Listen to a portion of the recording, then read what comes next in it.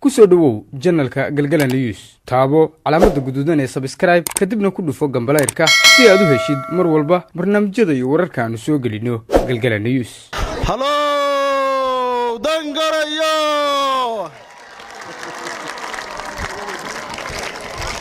anigu waxaan oranayaa dal goranyo saasay ahaan jirtay marka dan baa loo bedelay. Assalaamu calaykum waraxmatullaahi wabarakaatuh.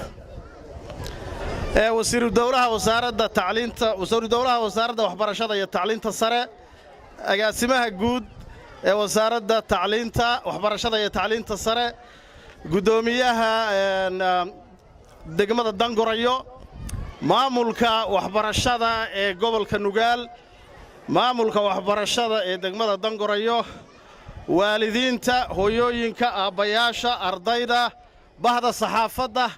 bahda jaamacadaha iyo dhammaan dadweynaha ka soo qayb galay xafladda tan qiimaha iyo qaayaha leh waxaan idinku salaamayaa salaanta islaamka assalaamu calaykum waraxmatullaahi wabarakaatuh. salaanka bacdi runtii farxad aan la koobi karin bay aniga ii tahay galabta aniga oo jooga magaalada tan Dangorayo oo ay tahay markii iigu horeysay taariikhda inaan Dangorayo ilaahay qadaray inaan galabta khudbadan idinka jeediyo aniga oo ay kaliftay 40 kaas ubaxa ah ee maanta halkan xafladda ku qabsanaya iyagoo waliba aan imtixaankii gelin anigu darajada aan siin lahaa 40 kan waxa weeye arrintan halka taalla ee aynu arkayno hareeraheena taallo ayaan qiimeynayaa waxaan siiyay A+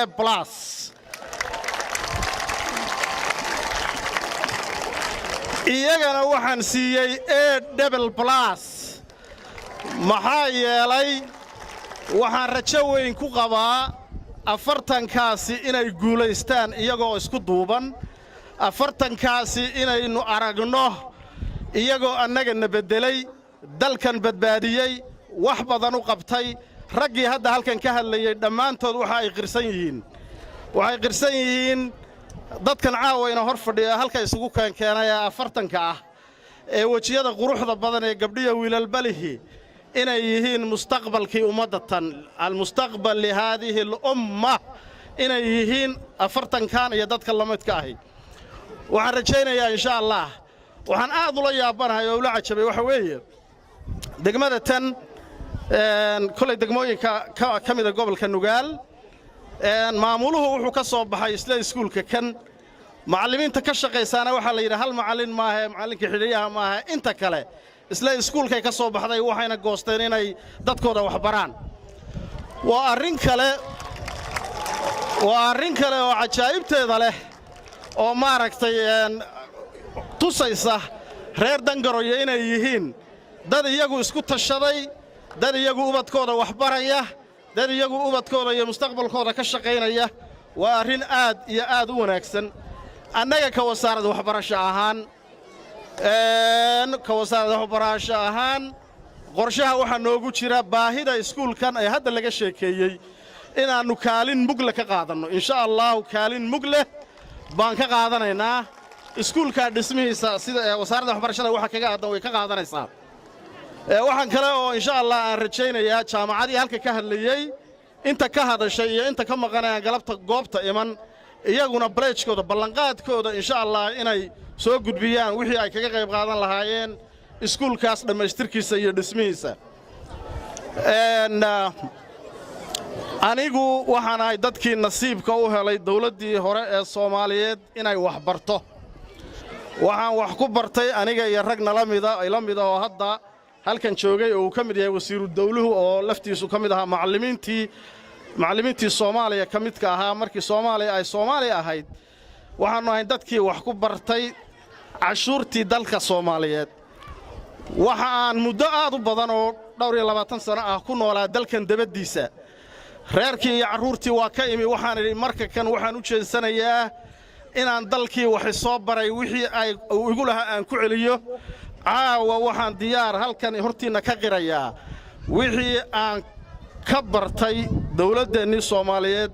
inaan maanta Puntland ku soo celiyo insha Allah waxaan rajaynayaa insha Allah dalka kan aynu ku nool lahay oo ilaahay inagu beeray sidii uu ka sheekaynayay hadda wasiiru dawluhu dad baa u soo dad baa dhisay dadkii dhisay waxay rabeen mustaqbalkan inuu soo baxo waxay rabeen inay nabadgelyo iyo wanaag ku noolaadaan innaga hadda joognaana waxaan rabnaa inaynu halkii la joogay meel ka sarraysa gaadhsiinno waxaan ballan qaadaynaa insha allah wasaaradda waxbarashada iyo tacliinta sare halka hadda ay joogaan ubadka puntland wax ku bartaa meel ka sarraysa inaan gaadhsiinno insha allah waxaan rajaynayaa wakhtiguna waa gaaban yahay waxaan rajaynayaa insha allah halka kan waxaan ku bixin doonnaa shahaadooyin ardayda iyo macallimiinta qaarkood la siin doono insha allah iyo waalidiinta qayb ka mida la siin doono waxaan rabnaa marka insha allah magaalada tan dangorayo waxaan rabaa horta hal arrin inaan sheego caawa arrintaasi waxa weeyaan magaca magaaladan ku baxday ee baasha gorayada la yidhaahdo shimbirtaas gorayada la yidhaahdaa horta mahaad baa mise waa wax kale marka maxayd mahmaahadii la hubsayo hee goraya haad bay noqotay sow maaha waxaan rabaa ardayda caawa halka kan joogta waxaan rabaa qaar ka mid ah inay ku takhasusaan oo takhasuskooda ay sameeyaan weli ma arag ostrich baasha gorayada takhasus cid ka samaysay maanta waxaan rabaa taariikh inay noqoto arday dangoraya ka soo baxay oo magaalada magaceedii wata inuu caawa halkaa wiil iyo gabadh ku doonaba ha ahaadee takhasus gaara inuu ku sameeyo bahashaas gorayada oo aynu aragno bal hadda goroyoy maxaa tartaa maxaa lagaa sameeyaa dawo ma gashaa kollay hilib waaweyn waa leedahay oo waa aqaannaa laakiin waxaan rabnaa bal hadda waana dawaa la yidhi sideedaba bal waxaan rabnaa goroyadaas dawadii iyo research fiican ninkii ka samayn lahaa ama gabadhii ka samayn lahayd caawa gruubkan inay ku jirto insha allah halka kan waxaa inooga muuqda dhaqankii iyo farshaxankii ummadda soomaaliyeed ay asalka u lahayd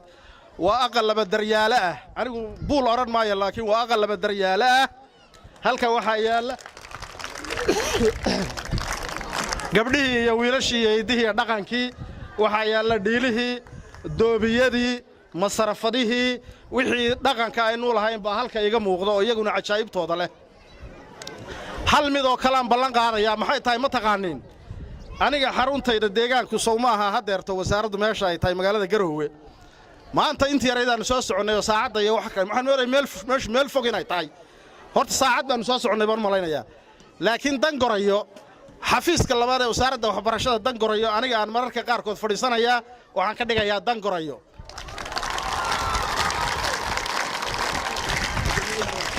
marka guddoomiyihii gobolka iyo maamulkii iyo iskuulladii waa maqlayaan dangaroya waxay noqonaysaa magaaladaydii labaad guddoomiyahana waxaan weydiisanayaa mustaqbalka waxaa laga yaabaa dangaroyo inaan degee meeshii aan guri ka dhisan lahaa inuu iisii raadiyo hadda